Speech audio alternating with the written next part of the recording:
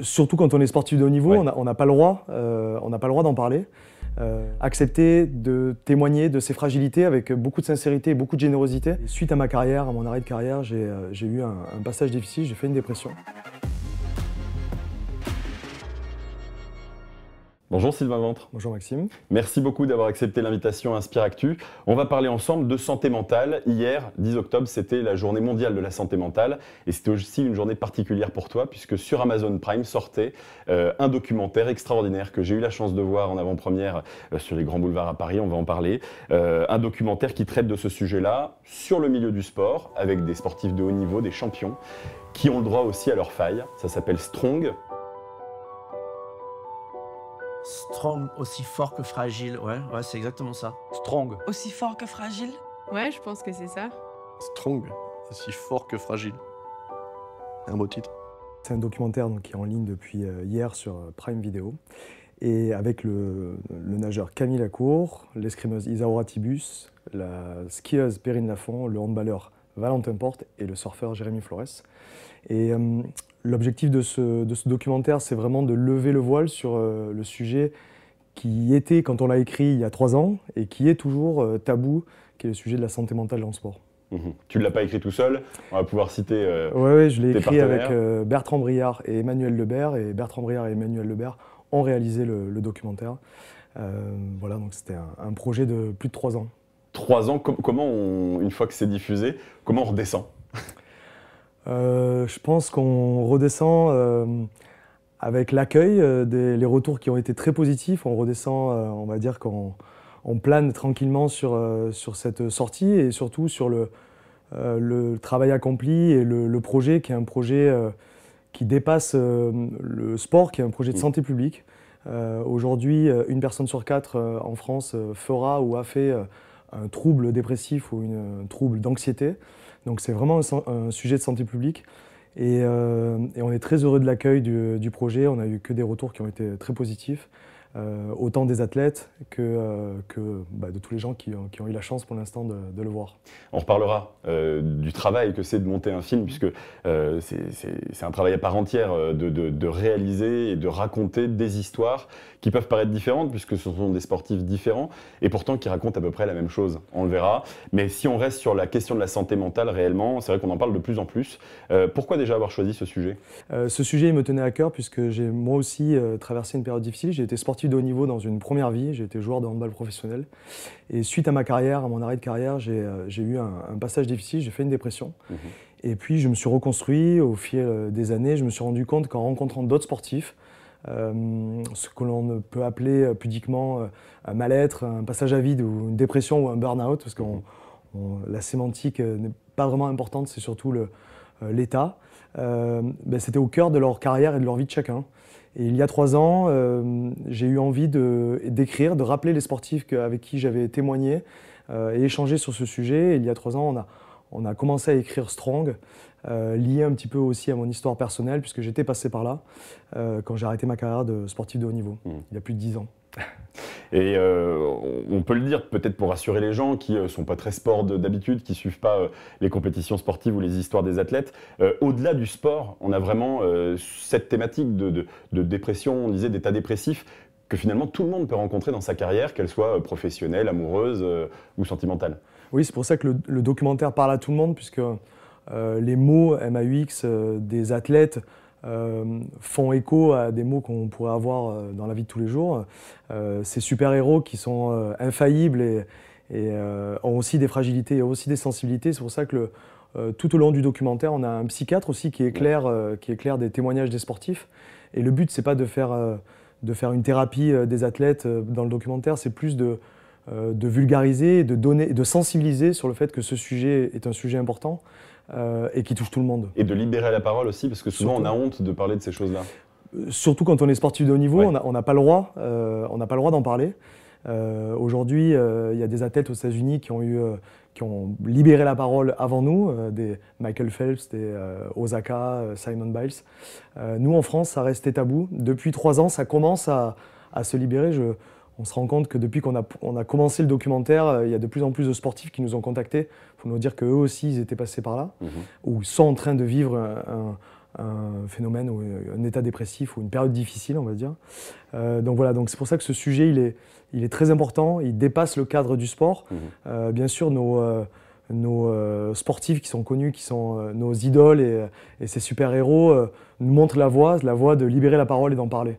Parce que si on en parle, on se soigne dans le bon timing et surtout on s'en sort. Quand on vit un moment difficile, on est obligé de travailler sur soi, il y a une transformation de l'intérieur. C'est pour ça que le documentaire est un documentaire positif, j'insiste sur ce point, c'est que toute la troisième partie du documentaire, elle est positive, elle est sur la reconstruction des athlètes et comment on retrouve la lumière et on s'en sort. Mais les athlètes, justement, parlons-en, tu les as cités, il y en a 5. Moi, il y en a un, ça me touchait particulièrement parce que je le connais très bien, c'est un ami, c'est Camille Lacour. Mais il y a aussi Jérémy, on l'a dit, Perrine, Isaora et Valentin. Déjà, comment ils ont pris cette demande? Est-ce que c'était simple de leur dire on va faire un documentaire sur toi et il va falloir que tu nous dises, que tu nous parles pas seulement des médailles, pas seulement des réussites, mais aussi des échecs? Non, ça n'a pas été évident. On a pris le temps avec chacun d'échanger. Ça a été des longues discussions. Déjà qu'ils puissent avoir confiance dans le projet, comment on allait le faire. Donc on a longuement échangé au téléphone. Et puis après, c'est en fonction aussi du niveau on va dire, de guérison de chacun, de comment ils se sentent, de reconstruction. Il y en a qui ont un peu plus de recul que d'autres, mais ça dépend un petit peu des sensibilités. Donc vraiment, c'était très important d'avoir la confiance des athlètes. Donc on a pris le temps, en fait, ça a duré presque 1 an de discussion en fonction des différents athlètes. Et puis après, on a fait plus d'1 an de tournage où on a passé du temps avec chacun. Il y a des interviews face caméra qui sont assez longues et assez difficiles puisqu'on les a replongés dans un état qu'ils ont vécu il y a peut-être 2 ans, 3 ans, ou en fonction des vies de chacun. Donc c'est un process qu'on devait le faire comme ça puisque c'est très intime. Et surtout pour tous ces athlètes, il y a des athlètes qui sont encore en activité. Isaora, Valentin, Perrine, ils vont faire, donc Isaora et Valentin, il y a des chances qu'ils aillent au JO de Paris. Donc Jérémy lui vient d'arrêter sa carrière, Camille aussi, et Perrine aussi sur les prochains JO d'hiver continue sa carrière. Donc c'était un sujet très sensible. Accepter de témoigner de ses fragilités avec beaucoup de sincérité et beaucoup de générosité. Et je trouve que le projet a été réussi comme ça. On a parlé des retours tout à l'heure du public qui sont extrêmement positifs et c'est tout à fait mérité. Le retour des athlètes, ils étaient là dans la salle. Moi j'en avais un à ma droite, c'était Camille, donc je sais exactement ce qu'il a ressenti. Mais les autres, qu'est-ce qu'ils t'ont dit? Merci déjà?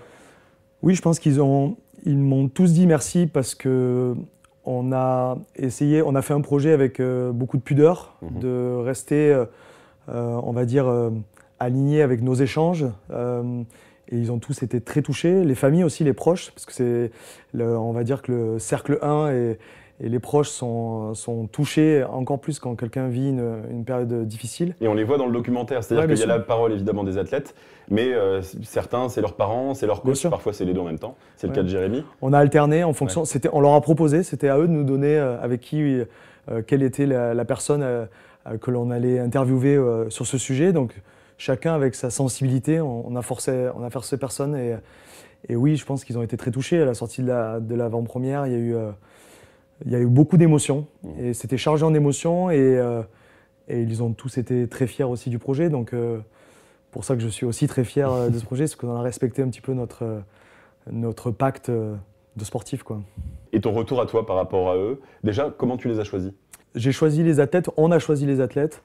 Avec Emmanuel et Bertrand, mais aussi Laurie, Delostal, Jean, mon coproducteur chez Iconoclast, et puis toutes les équipes qui ont travaillé avec nous. Donc c'est vraiment une famille strong qui a travaillé, parce que vraiment tout le monde, c'est un travail vraiment collectif. On a choisi les athlètes, c'est un petit peu au fur et à mesure de mes discussions avec eux, et j'en connaissais en perso. Donc ça a commencé... J'avais eu écho que certains avaient eu un passage difficile, donc je me suis permis de les appeler. Le premier à avoir accepté, c'est Jérémy Flores, parce qu'on se connaissait vraiment depuis très longtemps. Et puis après, les autres, au fur et à mesure, on a échangé. Il y avait d'autres athlètes qui étaient aussi intéressés. Et puis, on a essayé d'équilibrer les femmes, les hommes, les sports collectifs, les sports individuels aussi, puisque c'est pas tout à fait la même chose. Les sports sont très différents. De la natation au surf, à l'escrime, en passant pour le handball. On a essayé de vraiment d'avoir une diversité de profils pour mettre en avant que les mots sont les mêmes. Ouais. Et ça, c'est très important. C'est pour ça que le sujet principal du documentaire, c'est le mal-être, ce passage à vide ou cette dépression. Et dedans, dans les 3 parties, on a structuré le documentaire en 3 parties, qui est naître, tomber, renaître. Et dedans, les athlètes, on va dire qu'on a un petit bout de chacun dans chaque partie. Mais c'est pour ça que le sujet principal, le héros, est la dépression. Et d'ailleurs, elle est personnifiée dans le documentaire, hein, c'est la voix de Ben Mazoué qu'on entend tout au long. Oui, on a décidé d'écrire avec Emmanuel et Bertrand cette petite voix qu'on a en nous quand ça va pas. Ouais. Et cette petite voix, elle joue avec nous. Parfois, elle est bienveillante, parfois elle est très dure. Et on a eu la chance, on a proposé à Ben Mazoué, on adore ses textes, et on lui a proposé de poser sa voix et de réécrire un petit peu avec nous cette voix off. Et donc, dans chaque passage d'introspection des athlètes, on a la voix de Ben qui nous juge pas, en fait, mais qui est un peu notre petite voix intérieure. Et on en reparlera dans la construction du documentaire. Mais pour finir sur cette partie de ces athlètes, qu'est-ce qui, toi, t'a le plus marqué? Au début de l'émission, tu nous as dit que tu avais connu ce passage à vide. Est-ce qu'il y a des choses, sans rentrer dans le détail, moi j'avais Camille à côté de moi et c'est vrai que ce qui l'a marqué, c'est que peu importe qui parlait, qui prenait la parole, il aurait pu dire cette phrase-là. Qu'est-ce qui, toi, t'a marqué? Qu'est-ce qui, toi, t'a le plus profondément rappelé des souvenirs? Je pense que c'est vraiment les symptômes sont les mêmes. Le pas d'émotion, de vivre sans émotion, c'est quelque chose que le passage à vide. Le passage à vide te fait vivre, en tout cas, de ne plus avoir d'émotion, ni positive ni négative. Ça, c'est assez perturbant et ça, c'est dur à vivre. Mais après, moi, j'ai envie de retenir les passages plutôt de la reconstruction parce que c'est des passages qui rendent heureux, qui rendent optimiste. Jérémy, quand il parle que sa fille l'a guéri comme s'il passait de la crème cicatrisante, ce sont des cicatrices qu'on a toujours, qui sont toujours là. C'est pas quelque chose qui est refermé, en tout cas. On vit avec des cicatrices quand on a eu un passage dépressif ou quand on a fait un épisode, mais on vit différemment et je pense qu'on est quelqu'un d'autre. Et c'est aussi ça le témoignage que l'on veut faire passer, c'est que ce moment, il faut l'affronter, il faut l'accueillir, il faut se faire aider et la reconstruction vient dans tous les cas. Et ce film, du coup, parce que si ce sujet-là, il peut faire peur, hein. C'est vrai que quand on parle santé mentale, quand on a connu aussi des passages à vide, se jeter comme ça, alors dans une salle c'est quelque chose, là c'est à la maison, c'est peut-être un peu plus simple. J'avoue que parfois les larmes étaient difficiles à retenir, certains ne l'ont pas fait, je dénoncerai personne, mais c'est vrai que c'est quelque chose de très poignant. Pour ceux qui auraient peur, si je peux donner vraiment mon avis personnel sur le film, déjà, rien qu'en tant qu'œuvre de cinéma, c'est à voir. Parce que c'est un documentaire, effectivement, mais c'est un documentaire qui est extrêmement travaillé avec de très très belles images. Vous avez tourné un peu partout dans le monde, puisque Jérémy Flores habite à Tahiti. Les images sont bluffantes, le son, la réalisation, ces interviews qui nous rattrapent de temps en temps. Tout ça, c'est arrivé pendant, ou est-ce que c'était déjà très précis dans vos têtes au départ ? C'était très précis dans notre tête parce qu'on travaille dans l'image, donc on travaille dans la publicité et on a l'habitude de faire des productions. Et en fait, on avait envie d'un film qui avait, bien sûr que tout d'abord c'était le propos qui était le plus important, le travail sur l'écriture et le travail sur ce sujet-là. Et après, on voulait faire un objet où les mises en image du mal-être étaient un petit peu plus travaillées, où on a pris le temps d'essayer d'aller tourner, de beaucoup travailler sur le sound design, beaucoup travailler sur les ressentis de ce que les gens allaient vivre quand on voit le documentaire, et comment on met l'anxiété à l'image. C'est très difficile, donc on s'est posé beaucoup de questions. On a travaillé avec des gens du cinéma, donc on a eu la chance d'être accompagné, notamment donc mon coproducteur qui est associé chez Iconoclast, donc on a eu beaucoup de talents chez Iconoclast qui ont travaillé avec nous, et ça, voilà, c'est une équipe, c'est vraiment une œuvre collective, et on avait tout ce travail de propos, des interviews qui étaient très forts, et à côté de ça, on réfléchissait à comment on allait illustrer ces interviews et comment on allait mettre en l'image ce mal-être le plus clairement possible, en fait. Il faut que les gens soient immédiatement touchés. Et voilà, je ne sais pas si c'est réussi. Ça a d'être réussi. Ouais. C'est réussi. Justement, dans l'écriture, je le disais tout à l'heure, on a une histoire qui s'écrit avec 5 protagonistes qui finalement ont vécu des carrières singulières, hein, chacun dans leur domaine, dans des sports tout à fait différents. Et finalement, on a l'impression que c'est une seule et même voix qui nous raconte la même histoire. Comment on utilise ces interviews qui ont duré quelques heures quand même pour sélectionner dans la voix de chacun ce qu'on allait dire? Bon, là, il y a un très gros travail d'Emmanuel et Bertrand et des équipes de Poster, qui est notre post-production, qui ont déroché. Ils ont fait toutes les retranscriptions. C'est-à-dire qu'on a réécrit tout ce qu'on a tous les entendu. interviews, puis ils ont découpé les interviews pour les mettre sur un tableau dans les 3 parties pour essayer de trouver le plus d'harmonie possible, le plus d'équilibre possible, mais aussi des réponses on va dire des échos à certaines interviews. Donc vraiment, je leur porte, vraiment, je les salue parce que ça a été un travail titanesque et ça a été un travail de plus de 4 mois de post-production. Donc vraiment, ils ont fait un travail. C'était Emmanuel qui a dirigé les interviews d'une main de maître et Bertrand qui était plus sur la partie montage, mais tous les deux, ils ont été enfermés pendant 4 mois ensemble et ils ont construit ce documentaire comme on l'avait imaginé et c'était un très gros travail. Ouais. Et pour la partie tournage, il y avait aussi les plaisirs de voyager. Alors il y a eu Marseille, moi j'étais de la partie, j'ai eu la chance de voir cette machinerie qui était assez impressionnante, mais vous avez été beaucoup plus loin, je le disais tout à l'heure, à Tahiti. Oui, on a eu la chance d'aller à Tahiti.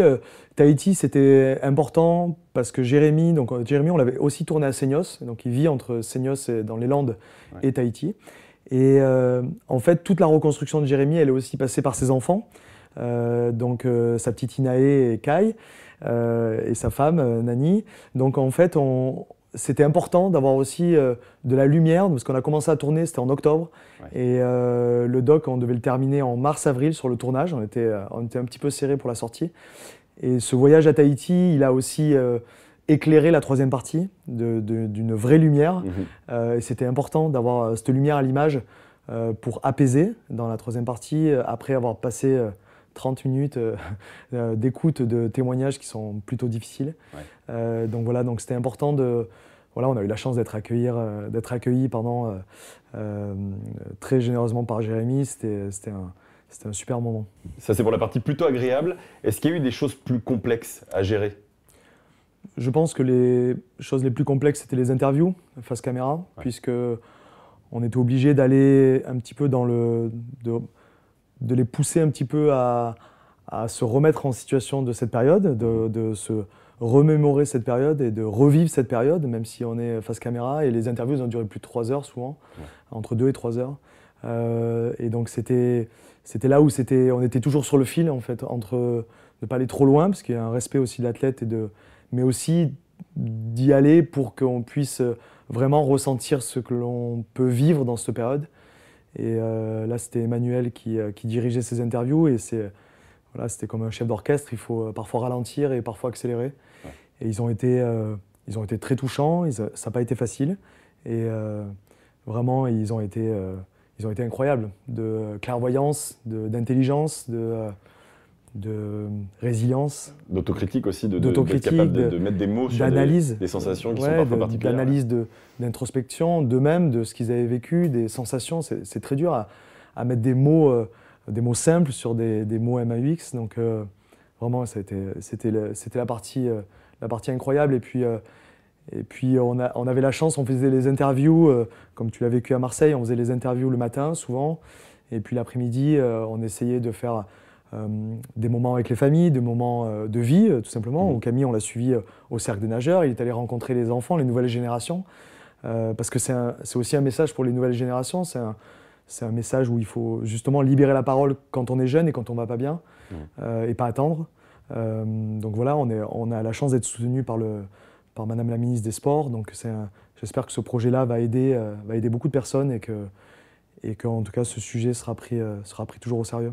Bah justement, merci beaucoup en tout cas d'avoir accepté l'invitation encore une fois. Avant de se quitter, si tu avais un message à faire passer pour ces personnes qui vont certainement regarder le documentaire et qui ont connu ces phases compliquées ou qui les connaissent encore, quel est le message que tu leur adresserais? Vraiment, c'est de libérer la parole et d'en parler le plus tôt possible pour éviter que les conséquences soient plus graves. D'en parler, de se soigner, de se faire aider. Il n'y a pas de honte à aller voir un psychologue, un psychiatre pour se faire aider.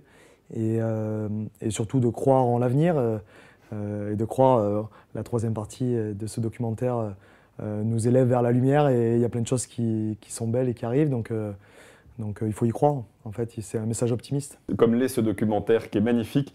Cette affiche aussi, alors il y en a 5, et il y a évidemment tous les sportifs, tous les athlètes. Strong aussi fort que fragile sur Amazon Prime depuis hier.